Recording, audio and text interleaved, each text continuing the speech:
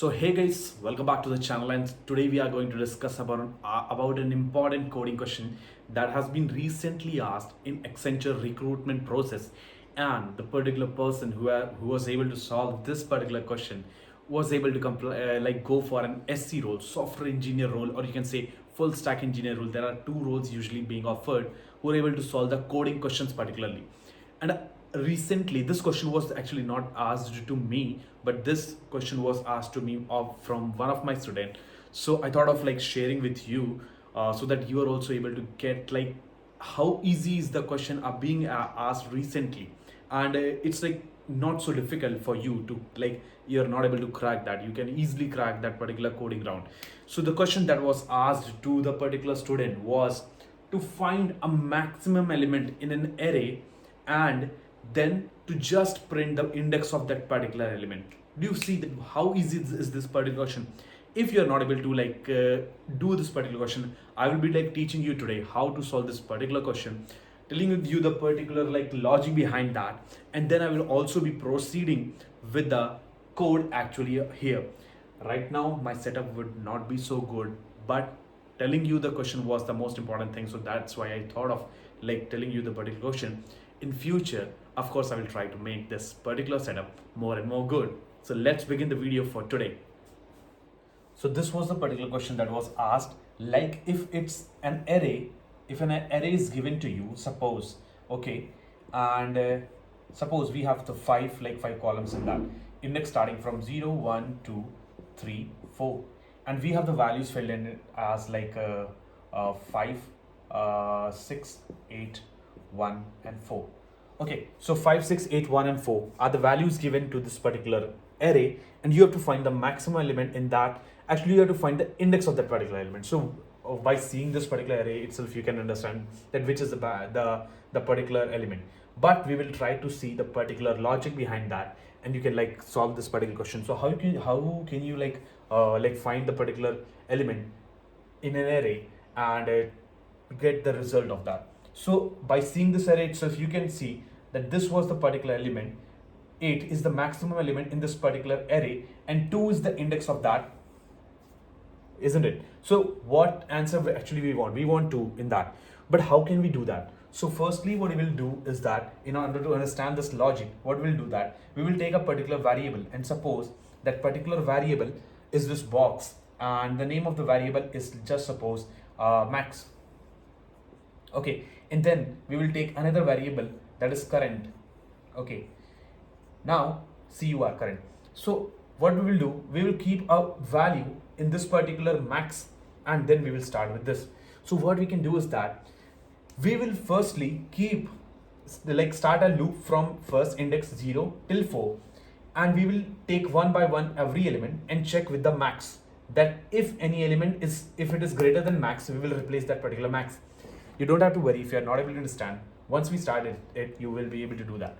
So at firstly, before starting the loop, we will keep the first index, that is 0th index element in both the boxes. So 5 and 5. Now we will start the particular array. Firstly, you are going to start the loop from here. So suppose the I value is here particularly. Okay, so the I value is particularly here, and I equal to 0, the first element is 5. So if 5 is greater than 5, no, so it will just move on. Now I value comes here. Now if 6 value is greater than 5, it's true, so we will just put the value 6 here, and then again we will move on.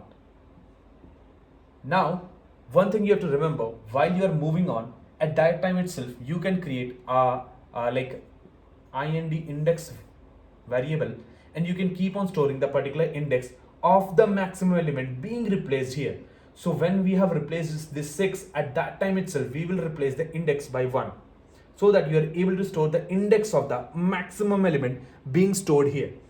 Now when you come to this particular 8, I is equal to 2, and if you are checking 8 with this 6 value, is 8 greater than 6, then it's absolutely true. So 8 will come here and 6 will go out. Now again I value comes to this third. Now 1 is 1 greater than 8? No. you have to move further. And of course, at that time also you have to make this index value 2 when you have replaced that 8. Sorry for that. And then moving to the this one 1. Now 1 is greater than 8. No. So was there. Now you have to move to the last. Is 4 greater than 8? No. So that's it. So what we wanted the answer as 2 itself, and 2 is the particular index storing the value 8, which is the largest. So this was the particularly like easiest question I have ever seen, and you just have to find the maximum limit out of that. But the only thing that you have to run, and first most important thing, the firstly when I have stored this 5 value in the max, that is like a very important logic. If your interviewer is also asking, if you are telling this logic to the interviewer, he will be impressed that you are able to manage with the first value here, and that is like a good thing for you. Or else what you can do is that usually people used to store in max. What type of value? Either they used to store like minus 9999 something like that, and minus 999 something like that. Or there's also like a better way. What you can do is that you can just like there's a function called int min, so you can store that also. So that also stores the minimum value of integer type into that particular max. So but it's good to store the first value there and just proceed with it. So now we are going to run this particular write the particular code for this, and I will just tell you the code for it so that you are able to solve it. Okay, so let's go. If you have any queries related to this particular problem, just write down the comments below.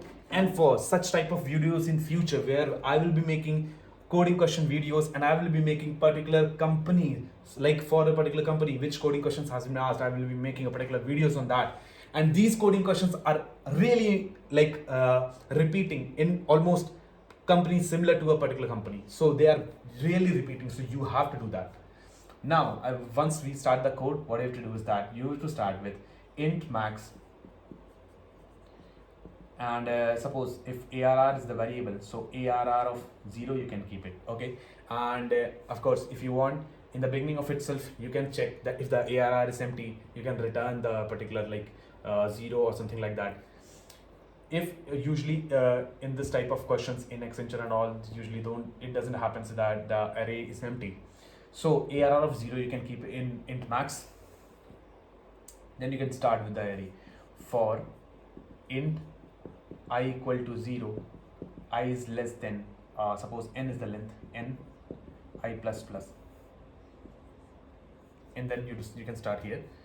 I will just close it, right? If, and here you can write the current, the particular current variable. So suppose if